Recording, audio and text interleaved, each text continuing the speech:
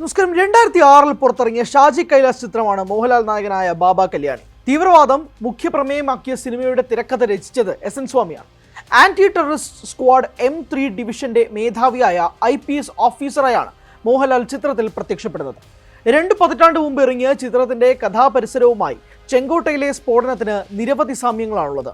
White collar തീവ്രവാദം ആദ്യമായി എടുത്തുകാട്ടിയ സിനിമയായിരുന്നു ബാബ കല്യാണി. ഇന്ദ്രജിത് സുകുമാരൻ അവതരിപ്പിച്ച സഹീർ അഹമ്മദ് എന്ന കഥാപാത്രമായിരുന്നു സിനിമയിലെ സ്ഫോടനങ്ങൾ ആസൂത്രണം ചെയ്യുന്ന പ്രധാന വില്ലൻ.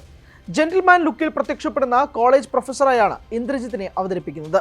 പ്രൊഫസർ എന്ന മുഖം മൂടി അണിഞ്ഞ് തീവ്രവാദ പ്രവർത്തനങ്ങളുടെ സൂത്രധാരനായി പ്രവർത്തിക്കുന്ന ആളാണ് ബാബു. ഇവിടെ ഡൽഹി സ്ഫോടനത്തിന്റെ സൂത്രധാരനും ചാവേറും ഒരു ഡോക്ടറാണെന്നതാണ് വ്യത്യാസം. ഫരീദാബാദിൽ സ്ഫോടക വസ്തുക്കളുമായി പിടിയിലായവരും ഡോക്ടർമാർ തന്നെയാണ്. സിനിമയിൽ ബാബുവിന്റെ യഥാർത്ഥ മുഖം കുടുംബാംഗങ്ങൾക്കോ ഭാര്യയ്ക്കോ പോലും അറിയില്ല. ഭാര്യാപിതാവായ ബിസിനസ്സുകാരൻ ഇസാ മുഹമ്മദ് ഹാജി പോലും മരുമകൻ തീവ്രവാദിയാണെന്ന് അറിയുന്നത് അവസാന ഭാഗത്താണ്. ഏതാണ്ട് ഇതിന് സമാനമാണ് ഡൽഹി സ്ഫോടന കേസ് പ്രതിയുടേതും.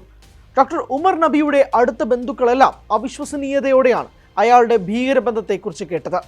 മാന്യനും അന്തർമുഖനുമായ ഉമറിന്റെ തീവ്രവാദ ബന്ധം വിശ്വസിക്കാനാകുന്നില്ലെന്നാണ് ബന്ധുക്കൾ പറയുന്നത്. പഴയ കാറുകൾ സംഘടിപ്പിച്ച് അതിൽ സ്ഫോടക വസ്തുക്കൾ നിറച്ച് തിരക്കേറിയ ഇടങ്ങളിൽ സ്ഫോടനം നടത്തുകയായിരുന്നു സിനിമയിലെ തീവ്രവാദികളുടെ പ്ലാൻ. സമാനമായ പദ്ധതികളാണ് ഇവിടെയും ആസൂത്രണം ചെയ്തത്.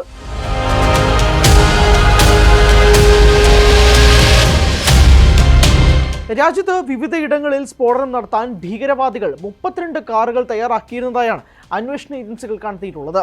ഇതിലൊരു കാറാണ് ചെങ്കോട്ടയ്ക്ക് മുന്നിൽ പൊട്ടിത്തെറിച്ചത്. മറ്റൊരു കാർ തിരച്ചിലിനൊടുവിൽ ഫരീദാബാദിന് സമീപത്തെ ഗ്രാമത്തിൽ നിന്ന് കണ്ടെത്തിയിരുന്നു. ഇതുവരെ 4 കാറുകളാണ് കണ്ടെടുത്തത്. ബ്രസ്റ്റാക്കാർ അൽ ഫലാഹ് സർവകലാശാലയിൽ നിന്നാണ് കണ്ടെടുത്തത്. ഭീകര സംഘത്തിലെ വനിതാ ഡോക്ടർ ഷഹീൻ ഷാഹിദിന്റെ കാറാണിത്. സിനിമയിൽ തീർത്ഥാടന കേന്ദ്രമായ പഴനിയാണ് തീവ്രവാദികൾ കാർ ബോംബ് സ്ഫോടനത്തിന് ലക്ഷ്യമിടുന്നത്. എന്നാൽ അയോധ്യ അടക്കമുള്ള ഇടങ്ങളിൽ കാറുകളിൽ സ്ഫോടക വസ്തുക്കൾ നിറച്ച് ആക്രമണം നടത്താനായിരുന്നു ഡൽഹി സ്ഫോടനത്തിന് പിന്നിൽ പ്രവർത്തിച്ചവർ പദ്ധതിയിട്ടെന്നാണ് ഇന്റലിജൻസ് വൃത്തങ്ങൾ പറയുന്നത്. ബാബറി മസ്ജിദ് തകർത്തതിന്റെ വാർഷിക ദിനമായ ഡിസംബർ 6 ആക്രമണത്തിന് പദ്ധതിയിട്ടെന്നാണ് കഴിഞ്ഞ ദിവസം അറസ്റ്റിലായവരെ ചോദ്യം ചെയ്തതിൽ നിന്ന് അന്വേഷണ സംഘത്തിന് ലഭിച്ച വിവരം.